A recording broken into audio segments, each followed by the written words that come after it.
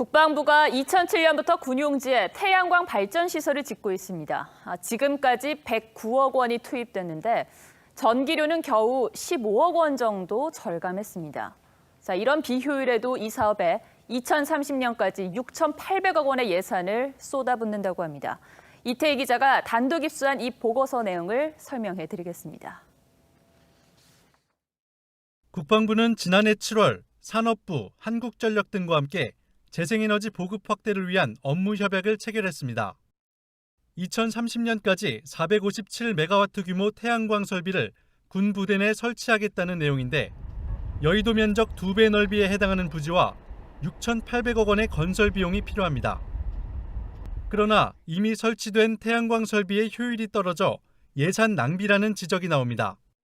단가도 원전에 비하면 4배, 5배 훨씬 비싸게 먹히는데 군부대에서는 지금 이를 대규모 정설을 한다고 합니다. 이것은 심각한 예산 낭비입니다. 즉각 중단해야 됩니다. 지난 13년간 부대 내 태양광 설비에 투입된 돈은 총 109억 원. 하지만 절감한 전기료는 15억 490만 원에 불과합니다. 태양광으로 생산되는 전력도 군의 1년 전기 사용량의 0.15% 수준입니다. 국방부는 태양광 발전 시설 확대 계획을 세우기 전 제대로 된 효과 분석도 하지 않았던 것으로 확인됐습니다. 효과가 얼마나 되어 있는지에 대해서는 종합적으로 어떤 분석이 되거나 그런 것은 지금 확인이 되진 않고 있고요. 국방부는 추가 사업 추진을 위해 올해 10억 원을 들여 시범 사업을 실시한 뒤 효율성을 따져볼 계획입니다. TV조선 이태희입니다. 태양광 발전과 관련한 문제 하나 더 짚어보겠습니다. 태양광 에너지를 사용하려면 이 생산된 전기를 저장해두는 ESS라는 게 필요합니다. 여기서 화재가 종종 일었죠. 정부의 대대적인 대책에도 얼마 전 또 불이 났는데요. 문제는 대형 쇼핑몰 같은 다중이용시설에서 불이 날 경우에는 정말 속수무책이라는 겁니다. 이뮤진 기자가 현장을 돌아봤습니다. 한 대형 건물 지하의 ESS입니다. 지난해 말 정부의 가동 중단 권고 뒤 잠시 멈췄다가 최근 다시 가동을 시작했습니다. 별로 보내요. 보내가지고 정부에서 대책도 없고 그래서 문제는 불이 났을 경우입니다. 지하 주차장 입구 높이는 2.3m. 보통 높이가 3m쯤 되는 소방차는 들어갈 수 없습니다. 또 다른 복합 쇼핑몰.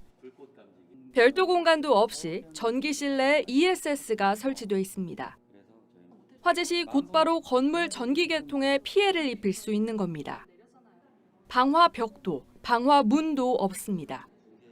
이거 설치할 때는 그런 법의 기준이 없어서 그냥 설치한 거예요. 우리는 안 그래도 폭탄 없어서 이걸 왜... 아직 ESS 진압 효과가 검증된 소화기도 없어 불안감을 키웁니다.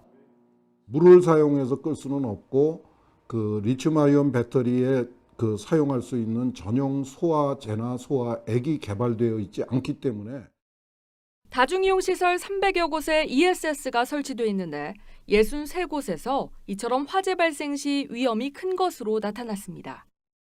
산업부와 소방청은 37곳에 ESS를 건물 밖으로 옮기라고 권고했지만 강제력이 없습니다.